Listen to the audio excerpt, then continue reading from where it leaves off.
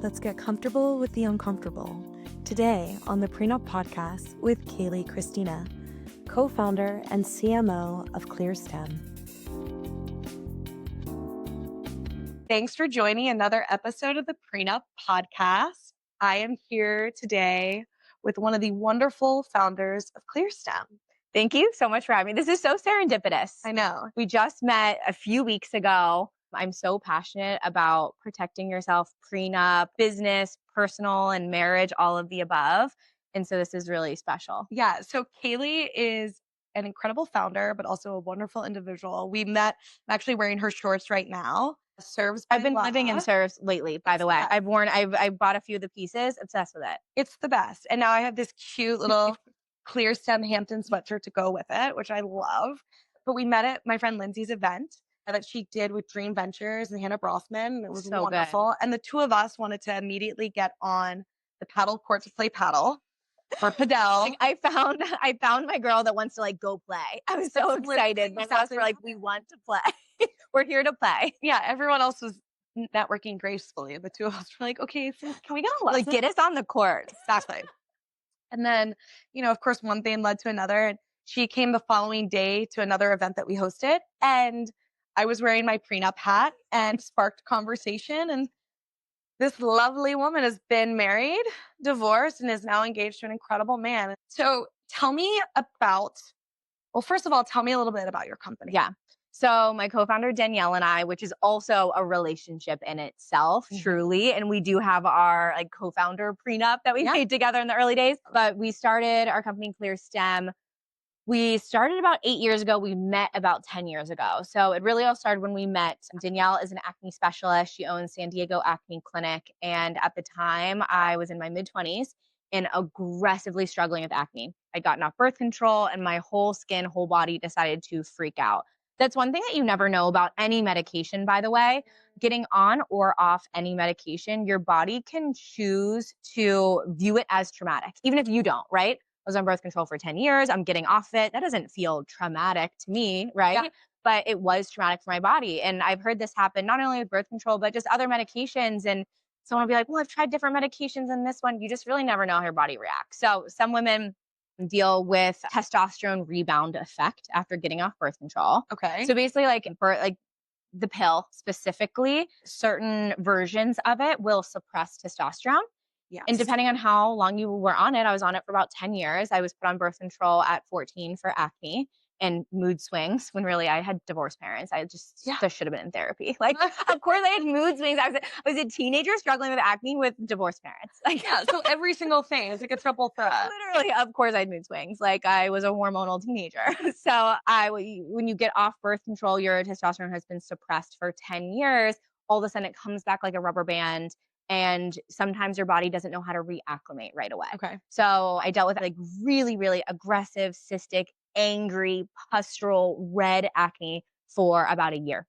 Wow. And I had a full-time job, but on the side, I went back and got my certification as an integrative health practitioner, nutritionist, because I've always just been so passionate about root causes in the body. I'm always like, okay, why is this happening?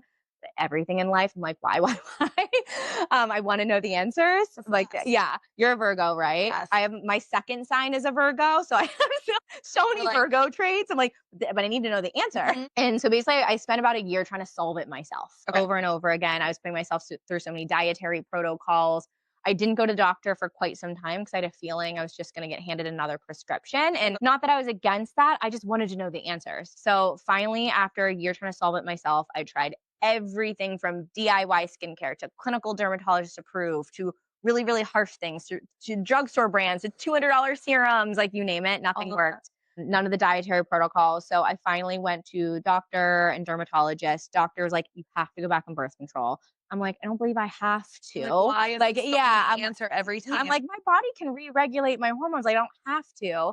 And then the dermatologist was like, you have to go on Accutane. And then crazy, but my lymph nodes were actually so swollen because of my acne. No. Like I was just dealing with so much inflammation. So I went to the ENT. The ENT was like, he literally snaked a camera up my nose, it was so intense. He said if the inflammation of my lymph nodes were so aggressive, if they didn't go down in the next like 6 to 8 weeks, then we could schedule surgery to remove them. And that's when I was like, no, I'm 24 years old. No, We're not this doesn't removing make my any lymph sense. nodes because it was a whole thing. So thank goodness I found Danielle. I almost went on Accutane. I found Danielle and she cleared my skin in 2 months. It's root cause education, which is everything we've rolled up into Clearstem. We always say our number one product is free education. Like you can find on all of our socials, on our blog, on our website, everything. We provide root cause education to acne, and we have a pore clogging checker because one of the biggest external causes of acne is externally clogging your pores with certain ingredients in certain products. So you can check all your current products to see what's clogging your pores, swap them out. Of course, Clearstem is no pore cloggers in skincare, but we also have a lot of makeup recommendations from other incredible brands that have no pore cloggers. So we always recommend other brands too. And then all of our internal education for Clearstem. And Danielle and I just met. We vibed so quickly. I'm like the marketing community building brain. She's the science brain. She's the formulator behind all of our products. And we're so yin and yang, and we connected. We always joke because sometimes we'll go on podcasts and they'll be like, what's it like to start a business with your friend? And we always like pause. And we're like, well, we weren't friends. Like, Yeah. we weren't. We genuinely weren't. And I actually think that made us so much stronger because we believed in the same thing. We had the same mission set, had the same goals. We had one product for 3 years. Now we have over 20. And we really just bootstrapped every step of the way. Our singular goal was to just help remove the suffering and those who are struggling with their skin and struggling with acne. And I've made every decision because of that the entire way. That. And here we are 10 years later. We'll talk about like having an actual mission and purpose. Yeah, just sticking to that. Okay, so now let's get into the good stuff. Okay, so tell me about your first marriage. How you met your first husband. Like, give me the originals. Yes. So I graduated college, and my first job I moved to Cleveland, Ohio. Okay. And I met my ex-husband like 2 weeks after I graduated college. I was like, I'm out on my own. I'm an adult. I'm not going to get in a relationship. And we met, and it was just so easy. Like so easy. It almost, like, looking back on it, it's so crazy. It looked like a fairy tale. It looked perfect. Not a single thing was off or wrong or anything. And we got along. We never fought, which retrospectively, it lacked passion. But at the time, I come from a family of divorced parents. I came from, for lack of a better word, a chaotic childhood, in and out of court battles, having to stick to a contract to the point where, like, if my dad had to pick me up at my mom's house at 7 p.m. on a Sunday night, if he was 5 minutes early, they'd make him wait outside. Like, they were so by the book. How long did it take them to get divorced? It was actually really quick, really, really quick. My mom left. I think the longest battle was just, and this was a forever battle, literally until I was like 16, was just me. Like, the contract. That was the biggest battle. The divorce itself, really fast, really quick, but we went back to court so many times for, what is it called? Just childcare. Child support. Child support, custody. That was it. That's where I was losing. So went back to court so many times for custody. Did you ever have to appear in court? Yeah. Oh my God. I got convinced one time to file a restraining order. I was too young to know. File a restraining order against my dad in order to break the contract, because that was the only way the police couldn't make me go to my dad's house. Because I was, like, becoming a teenager. I didn't want to have to go to a certain house on a certain time. I'm a teenager. I want to feel a little freedom, a little independence. I didn't want to leave my friends every single weekend. And one time I tried to not go to my dad's house, and I got the police called on me, and the police were like, I'm so sorry. Like, we have to make you go to your dad's house. The only way you don't have to go right now is if you file a temporary restraining order. I was 14. I had no idea what this meant. Also, luckily, like my dad's. You shouldn't have to. You shouldn't have. You shouldn't have to. Yeah, the police were like, we have to force you to go. It was horrific. But they battled the contract until I was about 16, 17 years old.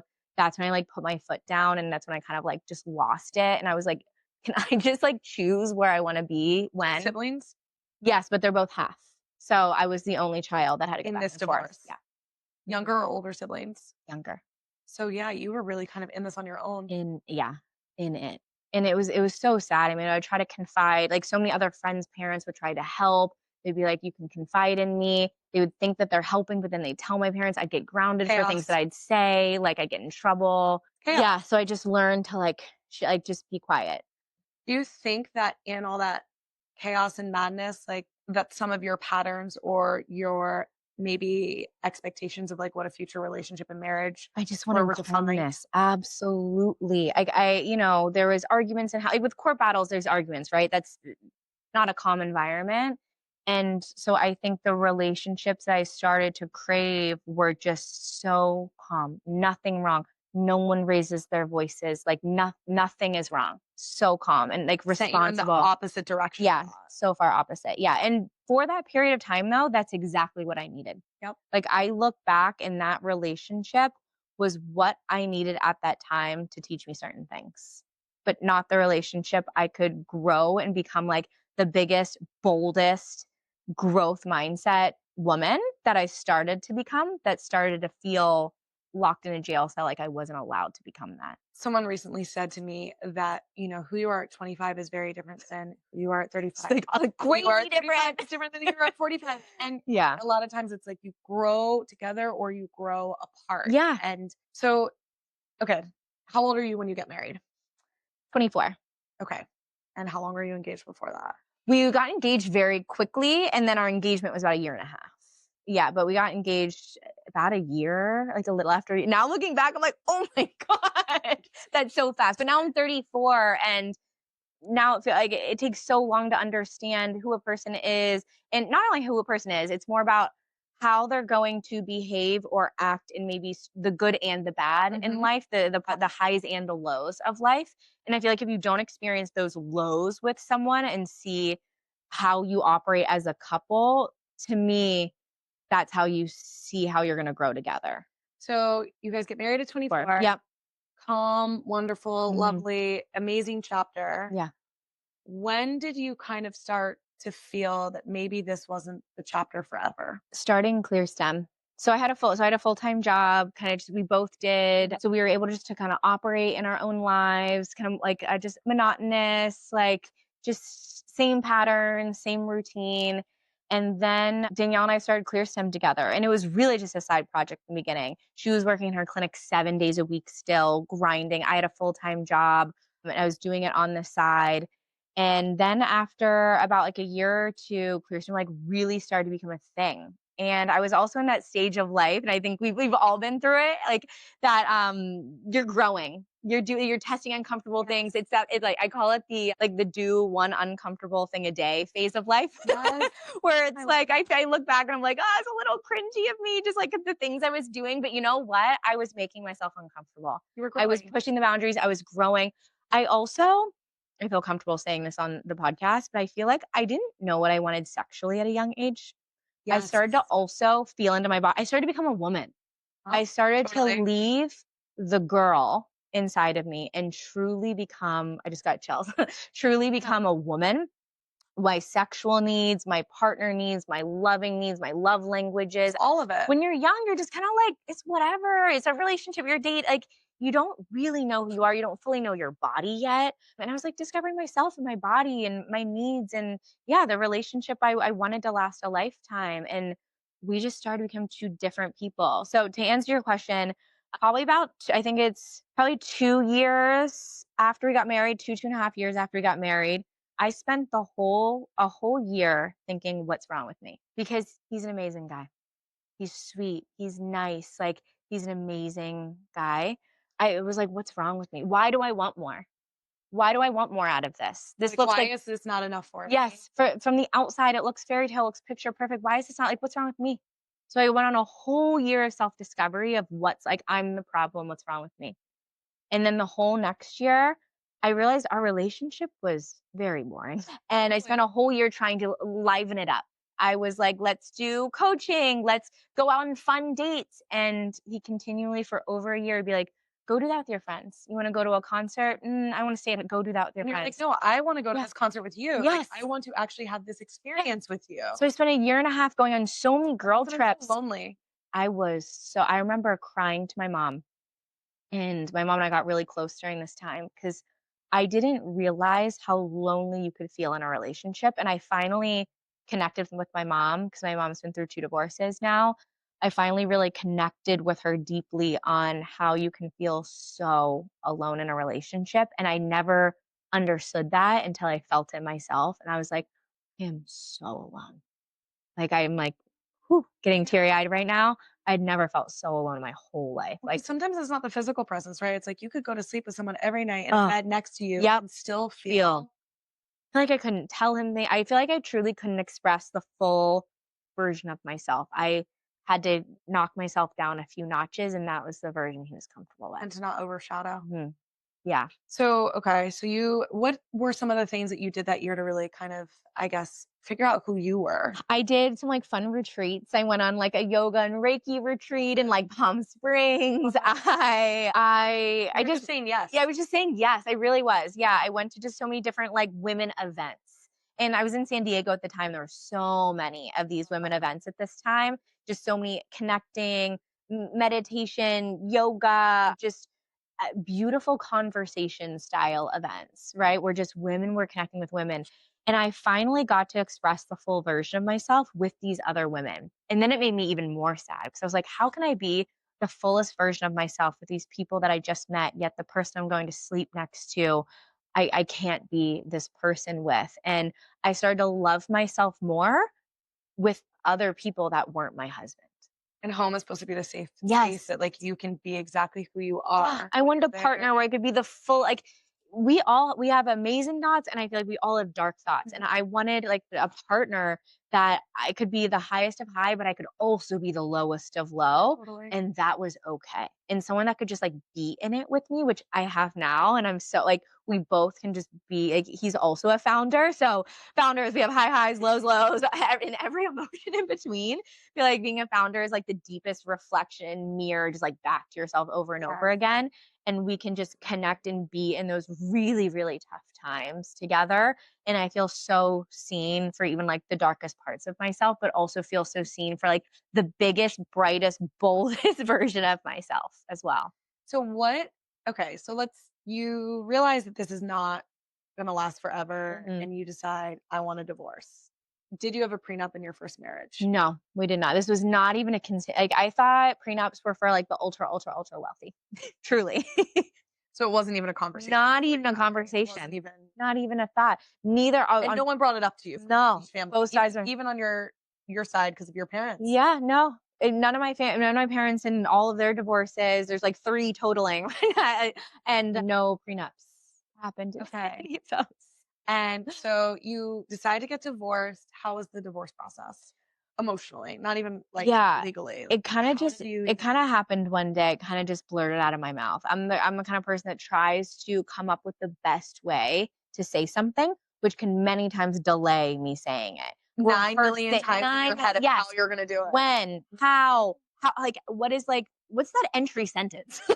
How do I start How that? not hurt you? How do I oh my god, I didn't wanna hurt I was terrified of hurting him, and I kept being like I remember talking to one of my best friends and being like, "I you know what? I think September is gonna be better for this." It was like January. I was like, "That just feels like a better time. I think I can wait until then." And I remember her being like, "Kayleigh, I don't I don't think you can wait." And she's also like, "Why?" She's like, "How are you gonna do that?" Like I was so I'm such a positive, happy person, and internally I felt so miserable. I was doing everything I could to be out of the house because that's where I could feel myself. I couldn't feel myself Breathe. in the house. I can breathe in the house. So finally one day I was leaving for Danielle and I just got a cute little house in this place called Idlewild in California, which is like a mountain town because Danielle knew I needed to get out of that house. And so she's like booked a little weekend and I accidentally like kind of blurted it on my way out because he had asked me like, is the reason why you've been so sad recently because of me? And I was like, I don't know. And then I kind of had to leave. Like Danielle was waiting for me. She's outside. I had my bag packed and it was kind of a chaos of a weekend after that and I wanted to soften the blow. So at first I was like, maybe we should try separating. Like, let's just see how this is. Like, can we spend some time apart? Because I felt like I just couldn't breathe and I just needed space to breathe. I was like, Mhm. can we spend some time apart? Can I collect my thoughts by myself? Like, I just need some me time. And he was like, well, how long? I'm like, I don't know. And like, he's like, will you see other people? I don't want to say, I You don't have no know. Can we, idea. yeah. And when he was like, if you can't answer those questions, then like I'm not separating. And then that's when I said like, then I wanted divorce. And we went to a couple therapy sessions to actually figure out how to do it amicably. And those were just the worst. I had a panic attack mid therapy. I couldn't breathe. I was like hyperventilating. Like it was like the emotions are so crazy. It's physical. Yes, I'm not an overly anxiety prone person. Have I had anxiety? Absolutely. But I do not suffer from chronic anxiety at all. And I had chronic anxiety during Body this keeps time. score. Oh my God, my whole body. I had never taken like Xanax before in my life. And Danielle had given my co-founder, Danielle had given me some because I was such a mess. It made me normal. It made me function. It made me be able to get through the work day. So many friends that have said that. I thought Xanax like knocks you out, whatever. When you have such crazy anxiety, it made me normal human so I could just get work done during the day. And that was the craziest thing Wake to up, me. function, and go to bed. Oh my God, I could function during the day. But it was wild. So I did that for a few weeks because I couldn't get through the work day. Yes, we did a couple counseling sessions. He was like in the house for another like 2 weeks and then he moved home. And I was in the apartment like with our dog by myself. I gave him our dog because that was my like he asked for it and it was not a messy divorce. In a way you feel guilty for I leaving. felt So so you're like, here, take anything that we've built, like here. And I will still cry. It's been years and years and years and I'll still cry. Like when my phone shows me pictures of our dog. Oh my God, I can't even talk about it right now. I'm like, whoop, holding back those tears because can't do it with that. It's the worst when they pop up. Can't go there.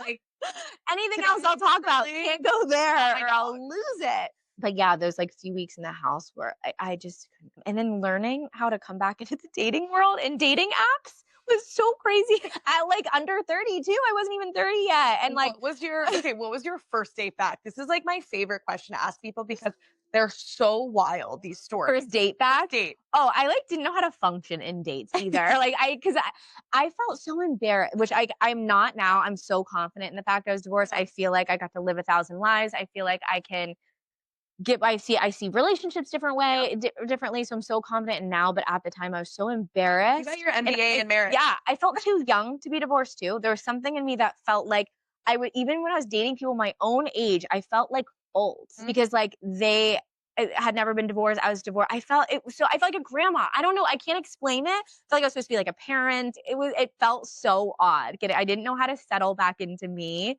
being divorced. It was so weird. And what's crazy now is my fiance, like I ended up telling him on the first date, which I hadn't told anyone else on the first date. He asked me something that felt like I think he had asked me my longest relationship. And I didn't want to scoot around it. And I told him, it was the first time I'd ever told that on a first date.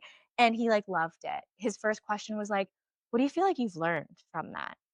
And I was like, oh my God. He was like, how do you view like love and relationships now from being married? I was like, oh my God. Truly, like, what I think that's another big thing is you went through it. And so there's probably so many things that you're like, wow, if I could have done it over now, for the next time around, like what are some of the things that you looked for that you didn't look for first time around? I looked through how, and again, this needed more length of time because you don't see this right away, but asked about like challenging things in life that they've been through because I've been through a lot of challenging things in life, especially with like my parents and childhood divorce. Yeah, that I couldn't connect with anyone. I didn't see a future with anyone who hadn't dealt with hard things in life yet. Because sometimes like if that hard thing hits you later in life, it's almost more traumatic. You almost don't know how to deal with it because you haven't developed those skill sets of how to deal with it from a young age. So I felt like I needed someone who had like been in it. Been in it where I'm not around for their first time going through something hard in life. Because I didn't want to be coaching someone on how to go through something hard in life. I needed them to like meet me there, but also know how to be there for me during any challenging things in life. I needed them to be able to empathize and relate.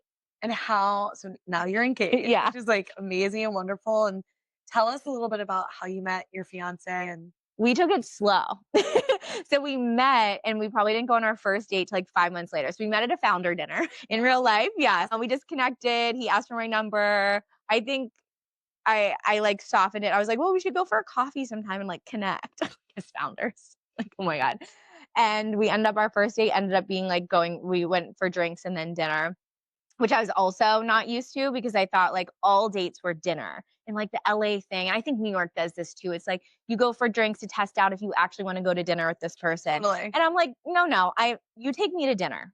You're not testing things out with me. I'm a good date. So 30 minutes for coffee. Let's see if we're actually as attractive as we thought. No, I was like, no, I am a full dinner date. Like, and thank God, like he had made reservations and we immediately went to dinner. He's like, I didn't know. Like, what if we didn't like vibe and connect? Where like, was your first date? Sabi in LA. It's a Wabi sushi place. Sabi. Yeah. Wow. Yeah. Wabi in LA. It's a sushi spot. I joked. I told him that I felt like I was on a podcast on our first date. Because he was asking so many He was questions. fire. He wouldn't let me Founder to founder. halfway Such a vibe. through the dinner, I literally stopped it and I was like, okay, it's time for me to ask questions. I was like, am I in an interview? Yeah, I was like, I feel like I'm on a podcast right now. Stop. Yep. He wanted to like keep it on me the whole time. That was his like thing. Yep. My boy had to grow up a little bit, but he was good at asking the questions. I was like, no. We're stopping this. I'm now asking you the questions. We joke about that. We didn't go. So I was still living in San Diego at the time. I was just in LA for work. For anyone that doesn't know, it's about like a 2.5 hour drive. And I was going up like every other week. I would stay at my friend's house up there. And so we went on one date and then we didn't go on another date until like 2 or 3 months later because we just kept missing each other in LA. And then we'd go on a date like every other week. We'd go up every time I was in LA. And then a few months later, I moved up to LA. I was already planning on moving up to LA. He likes to say it's for him. It was not. I was already planning. I just moved it up by like 2 months. I was supposed to go in December and I moved in October. He's like, I did this. You're like, no. It's about you. Yeah. I was just like going up there even more. Totally like lying about when I'd be up there just so I could, like I'd still be in San Diego. I'd be like, I'm in LA right now. And then if I moved up and we saw each other before like making it official. Why do I feel like no one like it's not makes it official anymore? I was like, no, you need to ask me to be your girlfriend. Like no one does that anymore. Is this a thing? I wish my phone wasn't recording all this because I had a friend text me the other day and straight up say, so I'm just gonna say the name, guys, named Brian. Brian texted me and said, because I'm gonna bring my girlfriend to something, and my friends thought that was sweet. And my friend was like, wait, I'm your girlfriend? No, literally. He was like, well, yeah, we've been dating for 3 months. And she goes, but you never said anything. You never said that. You have to ask me. And you got stop. When dating apps like got popular. I don't know. Yeah, but it was so funny too because she was like, that's sweet, but also, huh? Yeah. Like, so we're exclusive? Like, where are we? What's happening? That's what happened. He like said it in one instance. I was like, so we're a girlfriend? But we loosely dated for about a year. And I'm really glad we did that because we both needed it. So he definitely, and he'll be fine with me saying this, he was in full belief that he could not be building a company and be in a relationship at the same time. He thought he had to build it, sell it. He thought there was an order of operation. Mm-hmm. Build it, sell it, then he could start seriously dating. He did not know that how much a woman could actually add to your life and expand your life. Yes. And just be that emotional shoulder and that support system that you needed. And so I had to show him that, like the same way that like men have to like, and I hope this isn't triggering for anyone, but like prove their worth to us. Totally. We also have to prove to them. And I fully believe that like men a lot of times have not been supported emotionally. Maybe they had like a mom that showed them that, or maybe they did. It doesn't matter, but maybe they thought they didn't deserve it for themselves. Like whatever it is inside them, we also need to show that we can be supportive, caring, uplifting, understand the burden that men carry in this world. I completely agree with that. That's the silent burden that they really feel like they have to be the providers, insecurities, everything. And so I needed to show him that. And then I needed to see things from him too. Like there were certain things I needed. Had he been in a long-term relationship before meeting you? Not since he had started his business. It was a long time. What's his business? He owns Dream Pops. It's an ice cream brand. They make snackable ice cream. It's at like Whole Foods. I'm totally friends with your husband on LinkedIn. He is a back in my hospitality days. Stop! Yeah. When I used to open restaurants. Wait, I think that we were going to have they're the little cubes and you pop them. Yes, that's his. We were going to try to do something with him when I opened this restaurant. He did so many collabs back in the day. That makes sense. Like, yes. Pop-ups. Yep. Oh my God. Pop-ups in the day. Wait, your fiance's wonderful. Thank you. He's the best. I mean, And not most that I like didn't assume he was wonderful, but this makes me wait, that's so amazing. Yeah, he did so many collabs in his beginning days. So So many.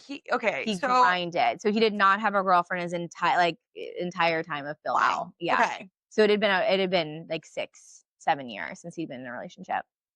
So you guys meet, you take it slow, you start dating, and then when we were like, okay, this is my person, or this is my partner Yeah. for this period of life. So I think there was times we started to both feel it, but I'll really say where it was like solidified. Like we eventually moved in, and that was like a big thing of like, oh wow, like we are partners, we're growth. But where it really, really, really, really got sealed in is he went through over a year ago, he went through cancer and chemotherapy. So 2 years ago, he got cancer first. They removed the tumor, and then it came back a few months later, and he went through months of chemo. And that would like, I feel like we knew before, but this was a whole new level of confidence, of being like, oh no, we can get through anything in life. Because being the caretaker, navigating our partner going through, navigating family, navigating someone not being able to get up off the couch, trying to get them to eat, just the emotional roller coaster that is going through chemotherapy. That's when it was like, oh wow, okay, we can really get through anything in life. I mean, I know you said earlier that you wanted people to have gone through hard things before you get married, but like that I went on the extreme on that one. wow. So Yeah. you guys have already, I mean, that in itself to come through on the other side, like Yeah. he's in remission now. Yeah, he's in remission. He's been cancer free for over a year now. It's been amazing. But like navigating two founders and two businesses together While also going through that. yeah, while also going through it. He also has a ton of investors. So like it was a whole thing. They're like, but how's the business? Like there was some like gnarly things that I saw with investors only caring about the state of the business at that time that I will What's so crazy never to me forget. about that is like, I don't want to say that cancer has become normalized, but it really, so my, you and I know you talked about this, one of the reasons I'm starting this company is because my dad's cancer treatments, and Yeah. he died of it. And it was like the worst thing ever. Yeah. And I will never forget that there were people in my life and there were people I worked with and for that were gracious, grateful, supportive, and like understanding. And then there were people that were so the lack of empathy and or just acknowledgement Yeah. of wow, that's a whole chaotic situation you're going through. And it is life or death. It is. As much as people want to say, oh, it happens all the time. No, it's life or death. Yeah. And then sometimes it doesn't go the way you want it to, Yeah. right? And so like, I hope he never has those investors as investors, whatever he does in his future. Yep. Yes. He's like, I will never forget. Truly. Okay. So you get through all this. And then when did you guys get engaged? Last September. And it's so funny because we've still never publicly like come out. I think it's such a thing. Like you post on social, Yeah. like whatever. It's 2025. We all do it. You're like two kids and people are saying they got married. No, actually, so it first started out of like, let's just, cause we were in Europe, we were at a wedding in Europe and we took a trip after. So it happened over in Europe.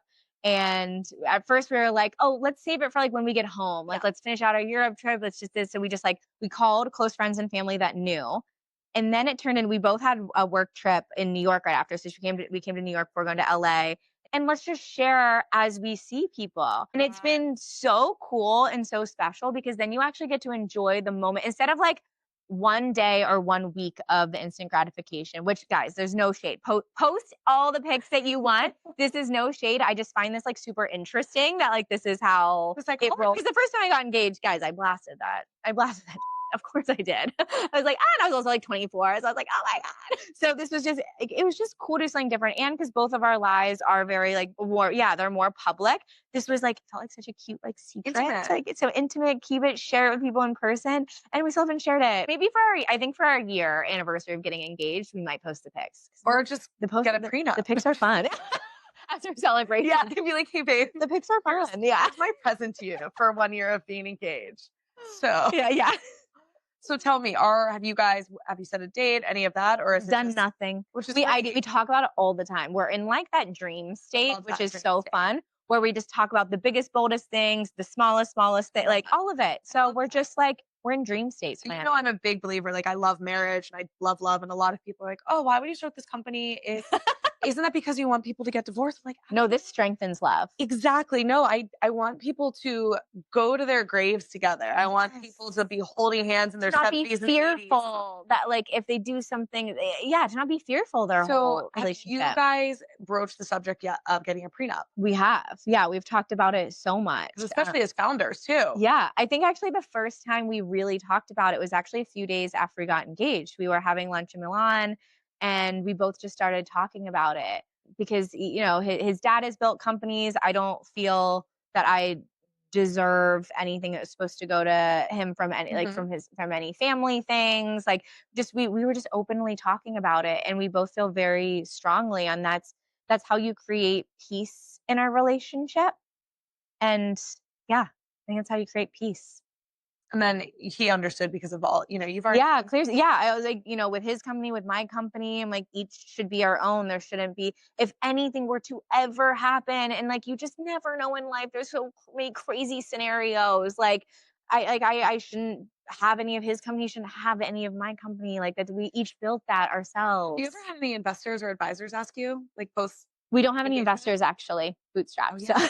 Yeah, so so we don't have any of your financial advisor yeah, for others. yeah. So I'm sure, no, I do have a financial advisor because I finally like learned how to like invest my money, which has been so great. I did it way later in I'm a life. I big think. everyone should have a financial advisor. Yes, I also thought that was also for the ultra, ultra, ultra Mhm. wealthy. I No, was it's like, not. oh no, like you can be taking these pieces, they can be in the market. Like Totally. I feel so empowered knowing that too. And no, my financial advisors brought it up. His Education. have too. So Good. I love they're that. always like, so we actually just had a conversation with like a meeting with our accountant the other day. They're like so careful and touchy about it because I'm sure people have like crazy reactions. They're like, so have you guys like discussed a prenup? I'm like, guys, it's not a swear word. He'll whisper like it's a swear word. We're like, you can say prenup, like Yeah. it's fine. We can all It's not confidently, Kanye West word. Like, we can come on. confidently talk about this. Yeah. Yeah, Okay, so you guys approached it and you're both open to it. yeah.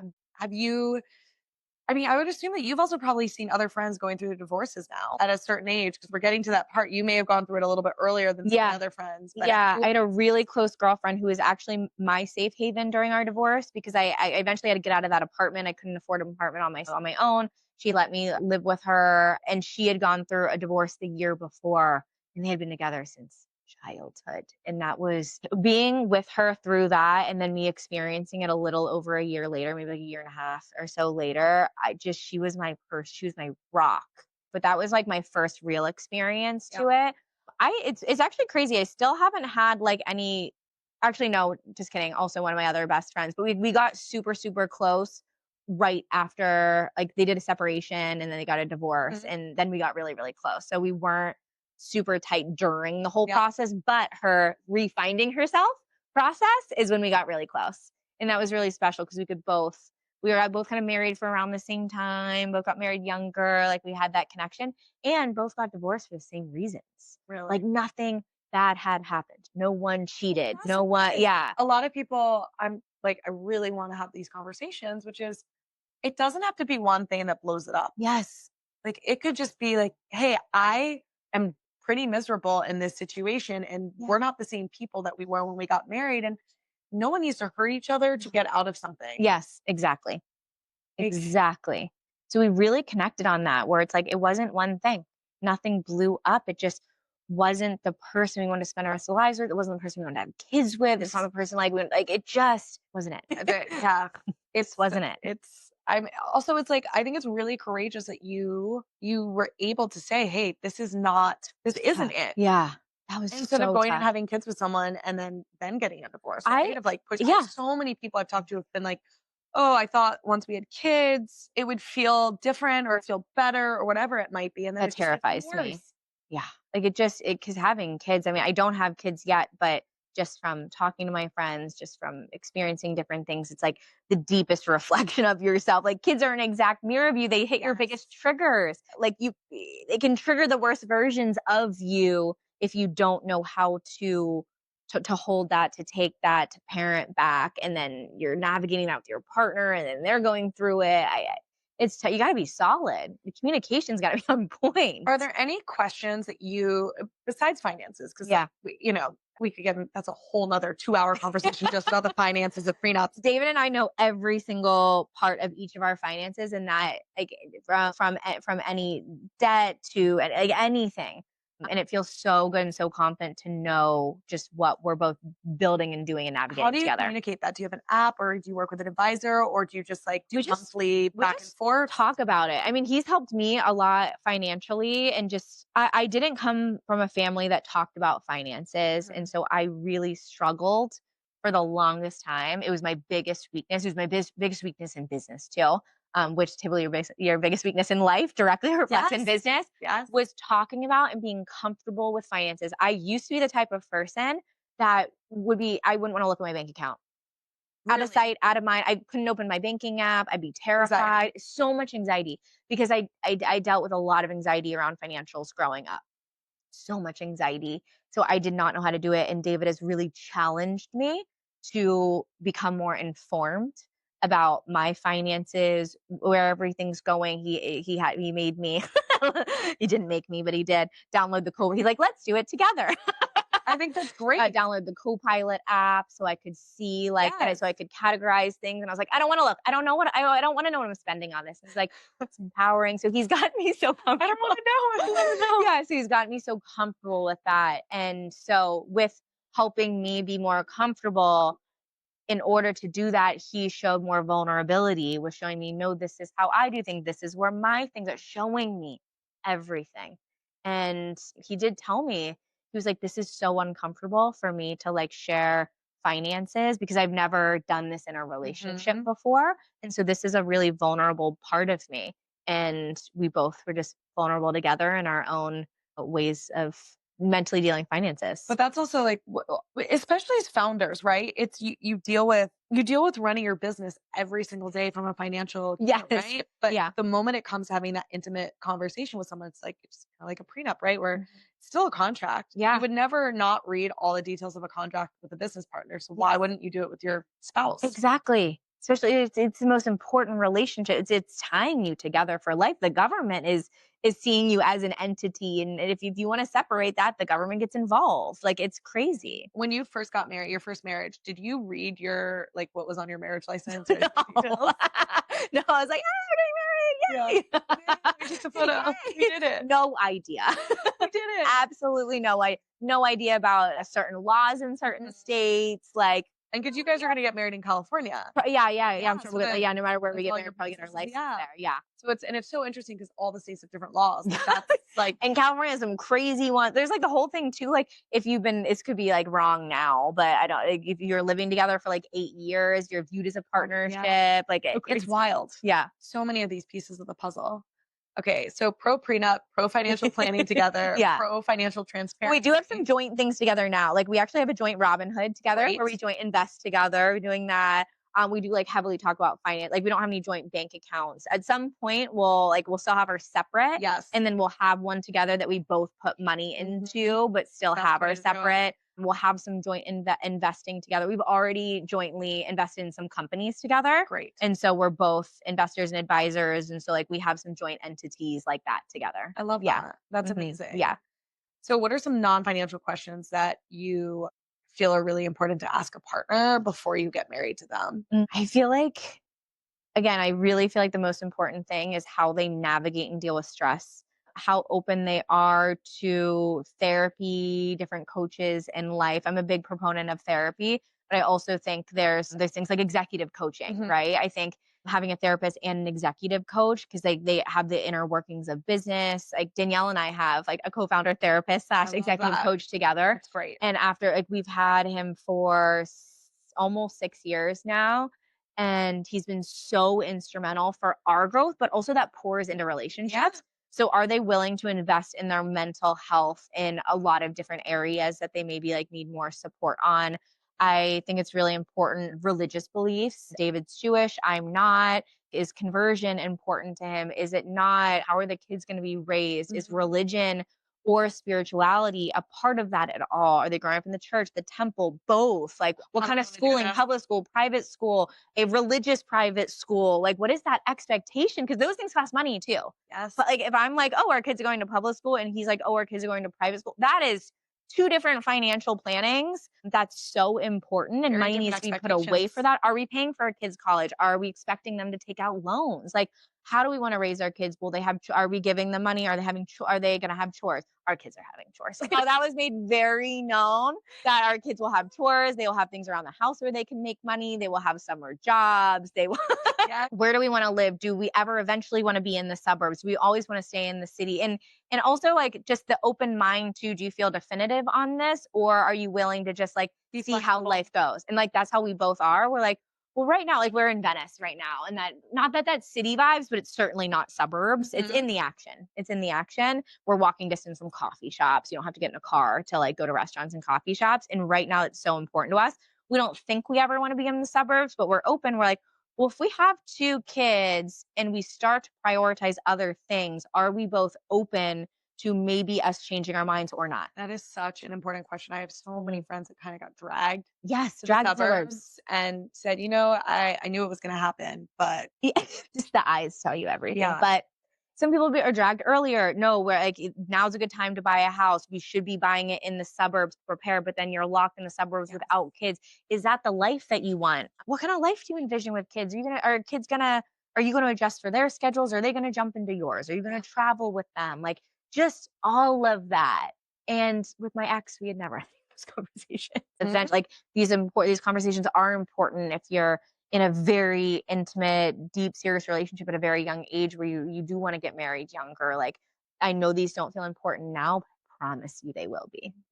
Is there anything, so your parents, have both your parents been remarried or just one? Yes, both remarried. And then my mom got divorced after like a 20-year marriage, like 10 years ago now. Okay, so build this business, getting married again, enjoying life. Yes. What are some of the other things for like your future that you really want to focus on, beyond just Clearstem? Yeah, I am. I'm excited for that parent chapter when the time is right to be a mom. Like, I'm very excited. That time does not feel right now for me. I know people are like, it never feels right. No, no, no. Like, I know that. I know that. And like, this is just Yes, like and heads down. Like, there's a few more big things I really do want to happen. Like, Yep. I'm a very recent traveler, like a world traveler. I only went to Europe. I mean, I'm 34 and I only went to Europe the very first time like 3 years ago. girl, you got work. Yeah. I'm like, Yeah. So a very recent world traveler, and I would love to check Japan and like the big ones, Japan, Australia off before kids. Like I can't wait to see him as a dad. And I also selfishly like really just still want just him right now. I do not want to share him quite yet. And we both I joke get about that. this. We both talk about it, but I am excited for that chapter. And I want our kids to still see it. I want our kids to see us building businesses too. So it's not just about like, oh, I have to get to this stage. I think it's so cool for kids to see. And I want them to see that phase in life and be a part of it and see their mom and their dad like doing really cool things. So I'm excited for that chapter. I know you've already done some investments together. You're growing both of your own businesses. Either of your parents still work or what's their So all my parents are teachers, all of them. That's amazing. Yeah. So my mom just retired, and actually my dad did too, but my dad will like never really retire. My dad's a math professor, and so he like technically retired from the university, but he helps write and edit math textbooks, like calculus and statistics. I love this. And so he is like, and he like grades the AP exams every single year. And that's where I get my work ethic from. Even though my dad was a teacher, he was always working. Like, I swear my dad would never sleep. Even when I'd wake up at like 6 a.m., like when you're like little and you wake up really young, I wake up really early. I would like go downstairs. My dad would be grading papers. He'd be working on something. He's like a forever, like needs to be mentally stimulated. And so he will forever be working. And my stepmom, she was a teacher for a long time. She worked at the school for the deaf because she's a sign language teacher and interpreter. Yeah. So bunch of teachers. Well, I mean, you're teaching all of us our skincare and I realized I used to be like, there's done. There's so much. Like watch me do a presentation like as if I'm a teacher in front of a room. I love it. Okay. So I've been ending every one of these pods with a card pick. This is one of my friends who's an artist. Oh my gosh. And it's just been like a fun way to, kind of close out our time together. I love this. And this is actually, so Kayleigh and I met, of course, in the Hamptons at an event this summer. And I met this whole group of women. Shout out to Val Citizens group in the Hamptons. I met this artist through her. And so it's honestly, it's like women meeting women, meeting women, meeting women. That's why I love going. Community. That's why I love going to events. I love meeting amazing, cool women, just like doing cool things in life. The community that's built, especially out here, but just like beyond the female founder world is. I've been so inspired. It's been honestly, it's what's kept me going. Even when I'm like, what am I doing? I feel like what? Am I crazy? You get into the same routines, and I love all my people and all my community in LA. But it's been so fun this summer meeting so many fun New York women, yourself included, that are just like cool people doing amazing things. Okay. Okay. Which card did you get? B. B. Okay, let's read this. Oof. I love that it's like inspiring tarot cards. They like, are. It's like I think I need to get this. Artistic tarot. They're gorgeous. Her artwork is so. I'm gonna need to get this because I love bringing like question card games around with me to like whip out at a table because I love tabletop conversations. And so I feel like this is another one I can add to my little Rolodex. I'm gonna send you a set. Thank you. Okay. B. That's right. Just as you are. This card calls you to cultivate equanimity. What is your calm center is sufficient. The middle way is the path to peace, and in the quiet you are found. When distraction itches or restlessness robs your attention, you must practice staying still rather than chasing instant gratification. Turn off your phone, close your eyes, and know that you're complete. The central tenet of inner peace and maturity is the ability to simply be by oneself. I love this. This is definitely something that honestly I discovered, like refinding myself after the divorce. I learned I had never known how to do this. I'd never known how to be by myself, how to turn inward, how to shut out everything. And now it's a part of me. I'm like, I need this time. I crave this time to shut off everything and just like be in my own body, in my own thoughts, like cut out all the distractions. Who am I just being, not attached to Clearstem, not attached to a relationship? And I think this is one of the greatest gifts in life to get to this one. And I think it's an ever evolving part of life, right? Really? But to be able to tune in to this, I think is one of the greatest gifts.